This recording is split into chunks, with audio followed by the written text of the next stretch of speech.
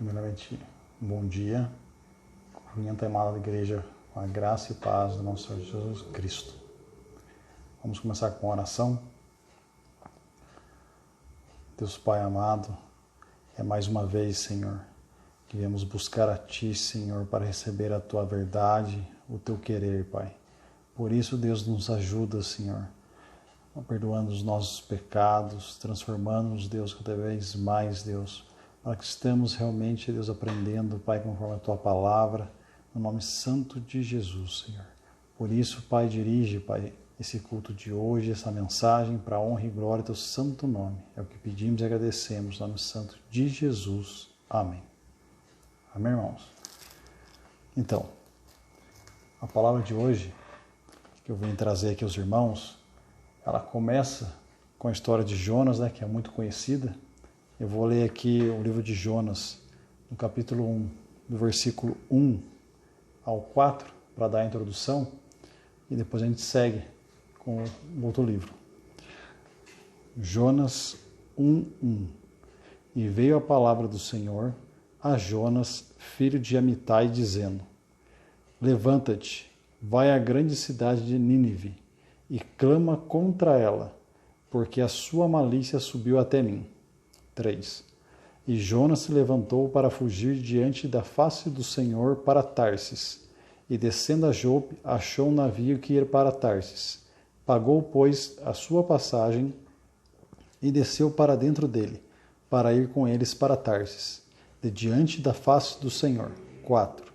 Mas o Senhor mandou ao mar um grande vento, e fez-se no mar uma grande tempestade, e o navio estava para quebrar-se. Amém, irmãos? Então aqui, né, resumidamente, vou estar falando adiante, né, desse versículo, mas o que acontecia aqui, né? A gente estava falando de Nínive, e Nínive era uma cidade, mas o povo que dominava essa cidade naquele momento era o povo da Síria, né? E esse povo, ele era conhecido por ser um povo extremamente violento, até que nas suas guerras, eles costumavam, os prisioneiros que eles traziam, né, traziam acorrentados, e costumavam cortar nariz, orelha, furar os olhos. Então era assim, o tratamento deles era muito pesado, né, com relação à vida, o desprezo, né, o respeito, né, pelo povo. E o que tem a ver isso, né? Quando a gente lê sobre Jonas, a gente fala, mas Jonas foi desobediente, Jonas tentou fugir do Senhor. Aí eu fico imaginando, né, às vezes é fácil para a gente falar isso de uma ordem do Senhor, mas sempre a gente luta com a nossa lógica, né? E você pensar um povo que na época estava sendo um povo, né, que estava oprimindo os povos, a forma como tratava as diversas, como fala aqui, a malícia, né, que eles tinham outros deuses, muitas outras coisas, mas ele maltratar os inimigos dele dessa forma, né, tratar dessa forma, essa violência, essa maldade, a crueldade desse povo, é meio difícil pensar assim, né? Nossa, mas eu vou lá para falar que para eles terem chance, eles têm que ser realmente consumidos pela ira do Senhor, né? Tem que ser feita a justiça, né? A gente tem uma tendência a pensar dessa forma, né? E o que acontece, a gente sabe na história de Jonas já, né? Jonas tenta fugir do Senhor de todas as formas e Deus realmente busca ele das formas mais inusitadas, né? Através de um peixe. Tá ali a tempestade no barco, ele pula no mar, vem o peixe, ele fica 3 dias no ventre do peixe, volta. E uma curiosidade para se falar aqui, né? Jesus cita Jonas, né? Quando ele fala que o único sinal que vai ser dado para os fariseus vai ser o sinal de Jonas, que ele ficou 3 dias no ventre do peixe para depois voltar. Foi o tempo que Jesus, eles, né? É relatado o que Jesus fica fora para voltar, né? Em vida, após ser crucificado. Então, realmente, Jonas teve um papel muito importante, né? Além dessa parte de desobediência dele, essa passagem no peixe, né? Mas, continuando, Deus fez tudo isso para Jonas voltar, né? Para ele orar a Deus, permitir ser transformado, aprender a amar, mesmo com os defeitos, né? Às vezes a gente não gosta de alguém, a gente não acha justo, mas tem que amar. Deus, ele ensina isso, né?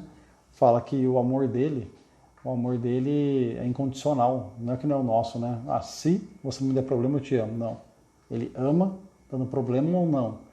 Mas ele deseja transformar, né? Lógico. Então ele atua por meio das circunstâncias, né, do Santo Espírito dele para transformar nossas vidas, né? E ele fazendo isso com Jonas obedece daí, né? dá a segunda chance, ele vai para Nínive e aparentemente tudo dá certo, né? Apesar de Jonas não estava querendo isso, a cidade não é destruída, não é consumida, e Deus fala com ele ainda por meio da planta que cresce, né? Aqui na Bíblia cita que é um mamoeiro. Agora, eu não sei se isso aqui é esse estudo aqui realmente a gente pode dizer que foi isso, ou eles acreditavam ser pelo tamanho da folha, mas Deus fala com Jonas de forma, ele percebeu o amor de Deus pelo povo, né? Assim como ele teve dó da planta. E daí, quando eu tive a história dessa forma, a gente fala, não, eu já entendi tudo, né? Já sei, já aprendi sobre isso. Aqui a gente pode tirar a lição de que muitas vezes a gente não quer desobedecer a Deus, mas isso vai vir de uma forma ou de outra, então é melhor a gente obedecer, né? Do que a gente tomar todo aquele impacto para ser transformado. E além disso, a gente vê também a importância da intercessão, da oração, como pode transformar, né? A gente vê a misericórdia de Deus, o amor dele, mesmo num povo tão cruel assim. A gente vê muita coisa. Só que o que a gente não vê, é o que eu vou falar agora, está no livro de Naum. No livro de Naum, no seu capítulo 2, começa assim, tem um título, né? Fala o juízo de Nínive. E daí no capítulo 3, começa com o meu título assim, o juízo do Senhor contra Nínive. E aqui está falando o quê? Aqui está falando da queda de Nínive. Aqui está falando que foi novamente profetizado. Nínive novamente não estava agradando o Senhor, estava fazendo as coisas que agradavam o Senhor. E daí eu vou ler para vocês, a partir do versículo 1 aqui, para vocês verem o peso agora da palavra do Senhor sobre Nínive. Naum, capítulo 3, versículo 1. Ai da cidade ensanguentada, ela está toda cheia de mentiras e de rapina. Não se aparta dela o roubo. Estrépito de açoite há, estrondo do ruído das rodas, e os cavalos atropelam e os carros vão saltando.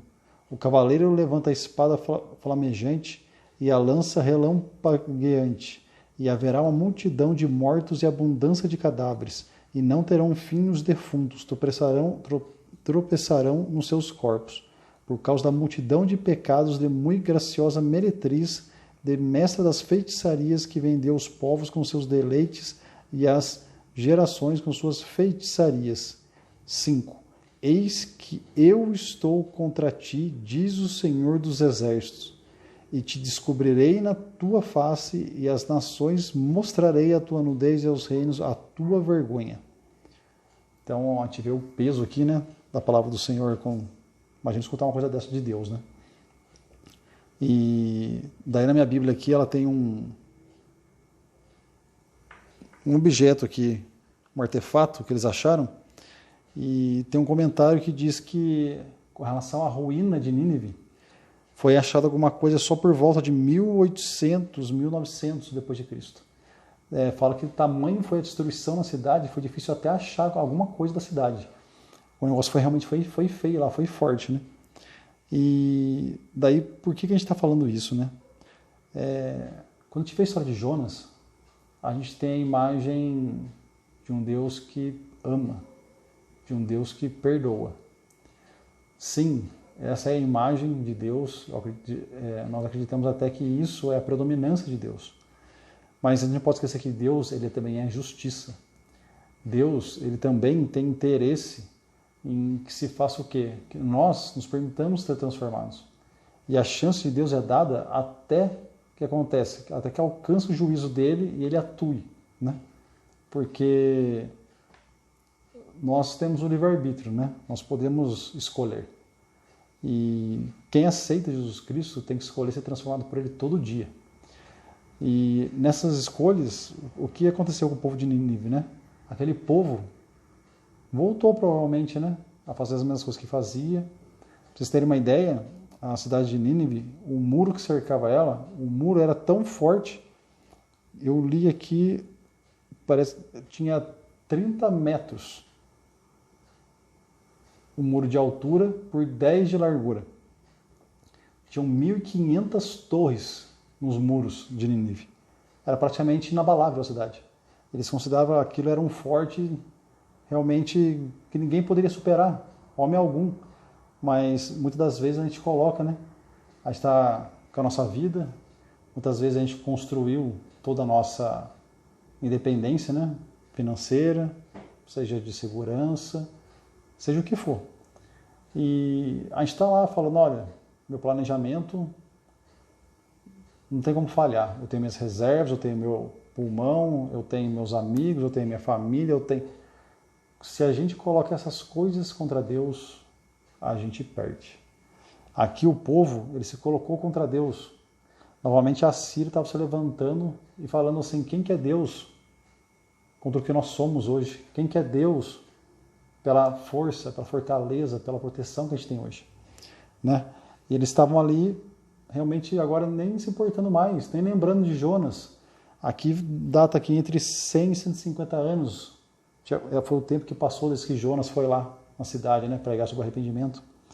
Aqui dá uma diferença na Bíblia de 189 páginas, de Jonas até essa página aqui que eu estou lendo para vocês de Naum. E daí a gente vê que passou esse tempo todo, quantas gerações tiveram nesse meio, né? Mais de 3 gerações passaram aí, e o povo novamente se esqueceu. O povo novamente voltou à idolatria, o povo novamente confiou na sua força, o povo novamente acharam até melhores do que outros para fazer o que faziam. E Deus permitiu que eles fossem dizimados, que acabasse o povo, né? E por que eu estou falando tudo isso, né? Porque que a gente chega e fala tudo isso. Deus, a gente pode estar em diversos lugares, né? A gente pode estar no lugar de Jonas, Deus pedindo para a gente ir em algum lugar, falar do nome dele, a gente reluta, a gente não quer, então tem uma transformação com a gente primeiro, para depois a gente permitir ser bênção, né? Ser canal para a transformação daquela vida, daquele povo. E também Deus trabalha com esse povo, né? Trabalha com esse povo dando a chance, trabalha com esse povo chamando, trabalha com esse povo, mas muitas vezes vem o juízo.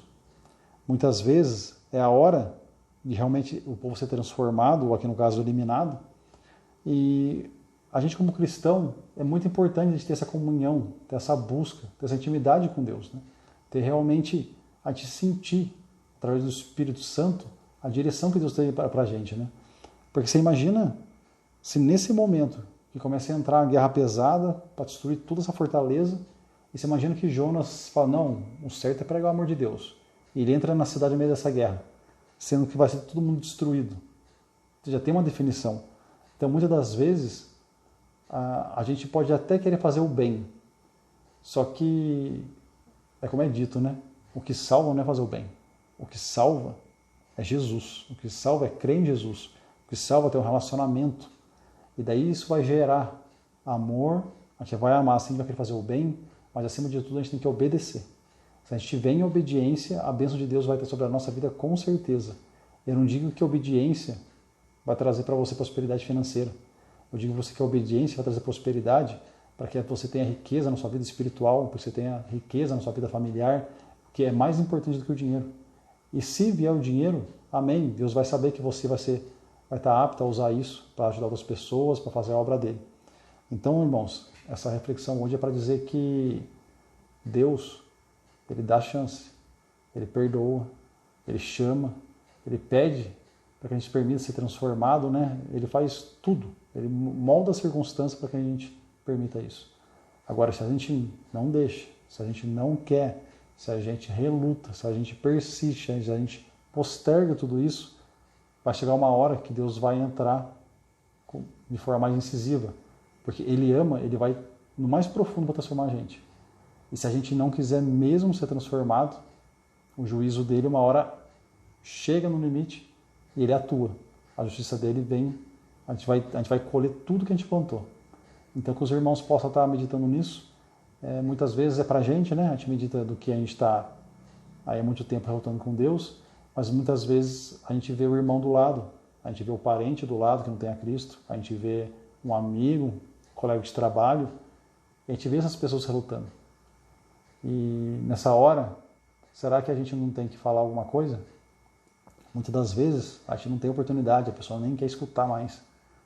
Mas daí o nosso falar é o nosso viver. Como é que tem sido o nosso testemunho? O quanto nós amamos realmente esse irmão, quanto nós amamos nosso Deus para estar fazendo a nossa vida, esse testemunho, para tirar essas pessoas desses juízos de Deus, cada vez mais ser instrumento para estar buscando pessoas para o reino de Deus. É isso que eu queria compartilhar com os irmãos possam refletir e verificar, né, se permitindo ser transformados, usados por Deus. Que Deus abençoe, tenham todos um ótimo domingo. Agradeço a oportunidade em nome de Jesus. Até a próxima.